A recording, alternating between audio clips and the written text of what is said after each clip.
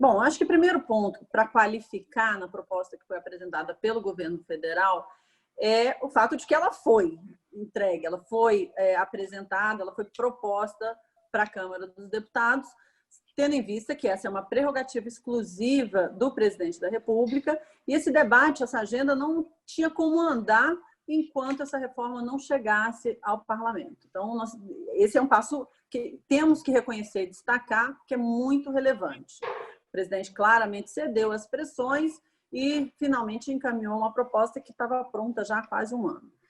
O que essa proposta tem de positivo? Ela conceitualmente, aí eu não vou discutir as questões, né, a estratégia legislativa de fazer por PEC ou não fazer por PEC, todas as fases, a gente tem a fase 1 com a PEC, depois todos os projetos de lei. Vamos pensar primeiro do ponto de vista conceitual. Ela é muito positiva, ela coloca na mesa, coloca como a base para uma reforma do Estado conceitos que são conceitos muito relevantes e importantes. Ou seja, ela tira ali aquelas imoralidades que são promoções e progressões automáticas, férias de 60 dias, ela recoloca na agenda a questão da redução da carga horária com redução proporcional de salários. Então, ela organiza e tira ali alguns dispositivos que são absolutamente inaceitáveis, tendo em vista o país que a gente vive, a desigualdade que a gente vive, a necessidade de motivar e ter servidores públicos avançando e se desenvolvendo na sua carreira. E também, obviamente, gerando aí como resultado serviços públicos de qualidade. Então, do ponto de vista conceitual, ela tem essa qualidade.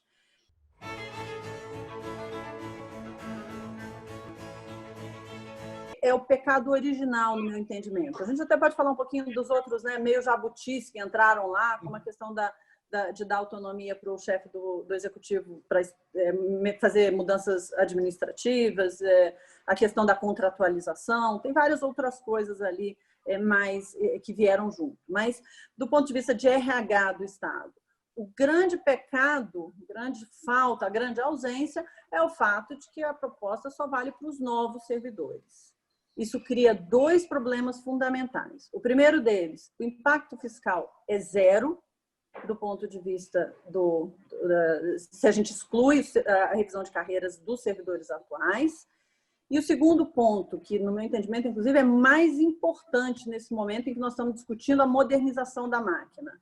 Nós não só levaremos 20 anos, ou pelo menos 10, 15 anos, para garantir que o modelo novo domine sobre o modelo velho, e a coexistência desses dois modelos por tanto tempo abre as portas para um processo de judicialização que é muito complicado e pode, inclusive, contaminar de forma estrutural o modelo novo.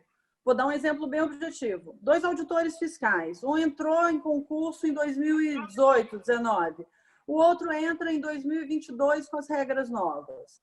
Esses 2 auditores que fazem a mesma coisa, têm um interregno aí entre 2 anos, 3 anos entre os seus concursos, terão carreiras e remunerações completamente distintas, embora façam a mesma coisa.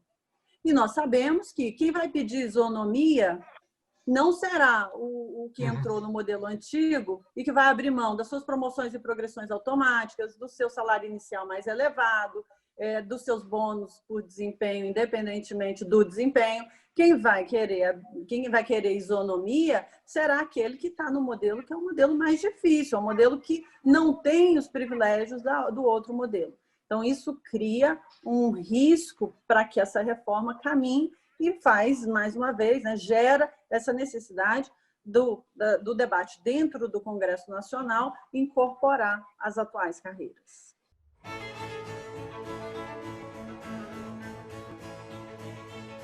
Mais uma vez, a necessidade de incorporar a discussão e a revisão das carreiras atuais nesse processo de reforma, para que a gente possa, sim, ter ganhos fiscais que, mais uma vez, eles são consequência da reforma. Eles não são o mote da reforma, mas eles são absolutamente relevantes.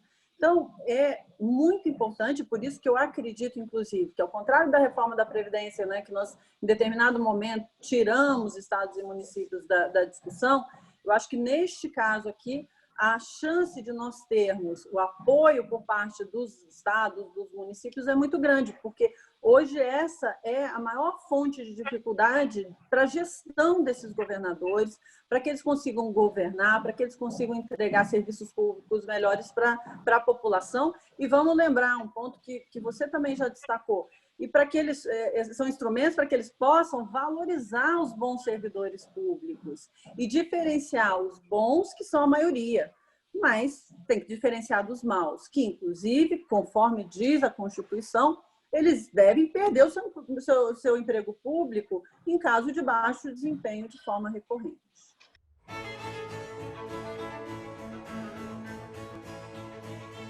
O professor Carlos Ari, a gente tem trabalhado, eu tenho tido, né, a honra de trabalhar em conjunto com ele nesse tema e com Armínio Fraga. Nós temos uma posição muito clara, tanto que nós apresentamos uma proposta que não era uma PEC, é um projeto de lei complementar e que engloba, sim, a revisão das carreiras atuais. O ponto do professor Carlos Ari, eu acho que é absolutamente correto, né, pensando na estratégia legislativa e que gera esse pessimismo em relação ao andamento, é que no momento em que a gente constrói um modelo novo, embora com conceitos absolutamente corretos, e mexe em uma instituição que é a instituição da estabilidade, você cria uma dificuldade de tramitação para essa proposta, porque a resistência vai ser muito grande. E ela é legítima. O mundo todo tem estabilidade no seu serviço público. É bem verdade que, mais uma vez, o conceito é correto, a gente tem que reservar a estabilidade aos servidores que têm atribuições de Estado, né, as chamadas carreiras típicas de Estado. A definição de quem é carreira típica de Estado e quem não é uma definição que precisa ser feita do ponto de vista técnico e ela não é simples. Então, no momento que você coloca essa discussão na frente, a gente corre o risco de não conseguir fazer o que está à mão e que é relativamente ou proporcionalmente mais simples, que é justamente tudo aquilo que pode ser feito e não precisa de PEC. Então, o que nós precisamos ficar muito atentos, e a articulação com o Congresso é fundamental, é que nós não deixemos que essa discussão, que embora absolutamente fundamental, ela eventualmente possa travar as outras discussões que podem ser feitas, sim, por meio de projetos de lei ordinário ou complementar, vários deles, inclusive, já dentro do Congresso Nacional, e que precisam andar independentemente do ritmo que irá caminhar a discussão de estabilidade.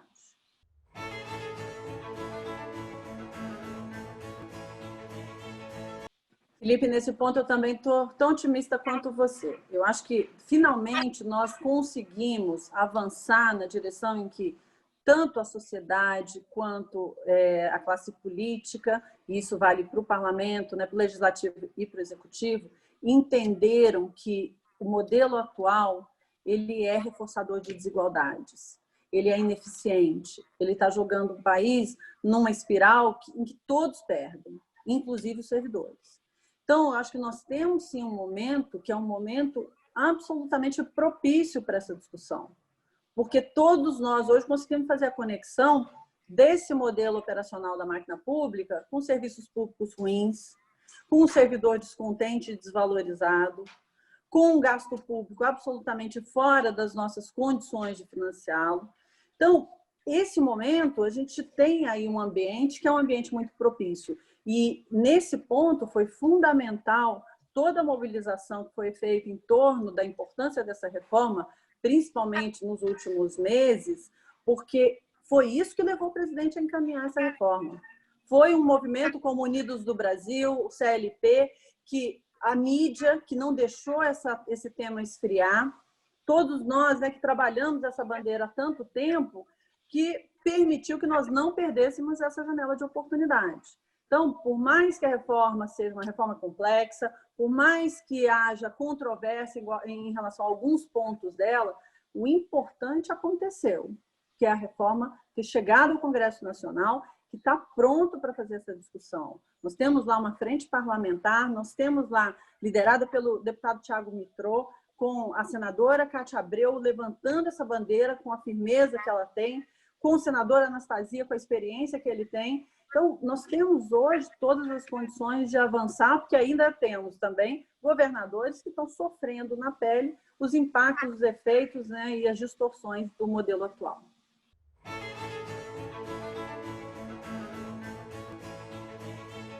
Vamos lembrar que, sim, o governador Eduardo Leite fez uma reforma administrativa importante, inclusive revisou várias das carreiras. Goiás também, o governador Caiado apresentou uma proposta de reforma administrativa, tirando esses penduricalhos inaceitáveis.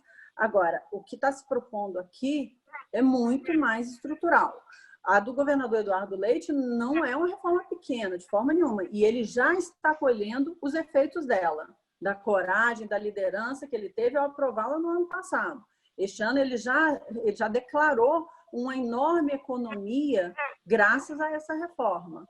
Agora, quando a gente fala de uma reforma federal, que inclusive vai englobar outros poderes, vai englobar todos os entes federados, e a redefinição desse modelo, aí nós, de fato, estamos falando de uma transformação que vai ajudar os governadores que saíram na frente, que reforça o que eles já fizeram, porque eles fizeram as carreiras atuais. E eles agora vão ter a oportunidade de ter um modelo novo, para alavancar em cima das carreiras atuais, que também terão que ser revistas de novo. Porque, afinal de contas, esses modelos são muito distintos, são muito extremos. E aí a gente vai precisar desse novo passo, mas os governadores que já avançaram, eles vão ver suas ações reforçadas, e aqueles que não fizeram vão ter agora a condição de fazer.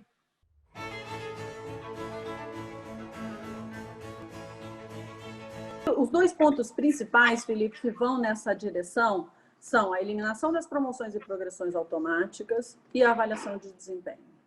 E mais uma vez, nenhuma dessas coisas precisa de PEC. Então, a gente não pode deixar para ficar discutindo isso depois de discutir a estabilidade. Eu acho que esse é o ponto que o professor Carlos Ari tem, né, levantado e colocou tão bem da forma como ele se manifestou e tem se manifestado em relação a isso.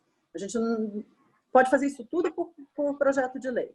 Então, esses dois aspectos da reforma, eles são absolutamente fundamentais porque eles permitem que nós diferenciemos o servidor.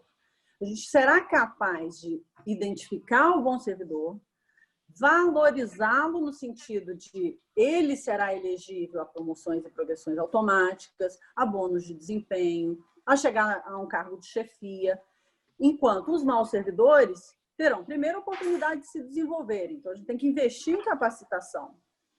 Vários deles, inclusive, têm condições de fazê-lo, de se desenvolverem também. E nós temos que ser capazes de identificar os maus servidores, para tirá-los da máquina pública.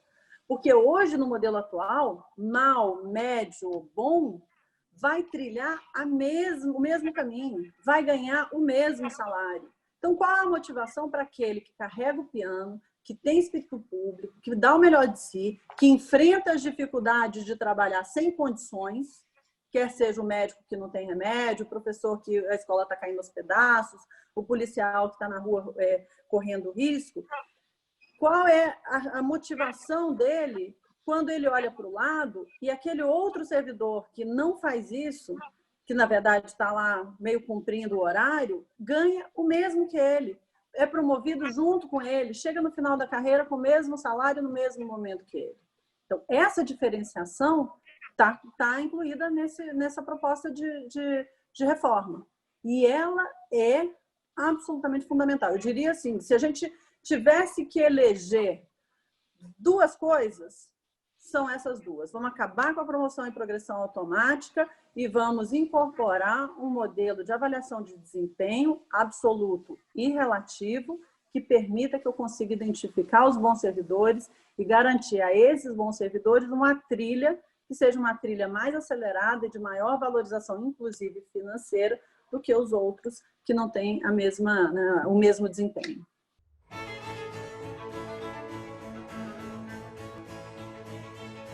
Com certeza, ela ajuda, até porque, vamos lembrar que 13% do PIB hoje, o equivalente a 13% do PIB hoje é gasto com a folha, com a despesa de pessoal. No momento que você racionaliza essa máquina, você é capaz de manter os bons servidores motivados, que você é capaz de demitir os maus servidores, que você cria vínculos mais flexíveis, que não significam contratar um servidor por 60 anos, e sim pelo período necessário para o cumprimento daquela função.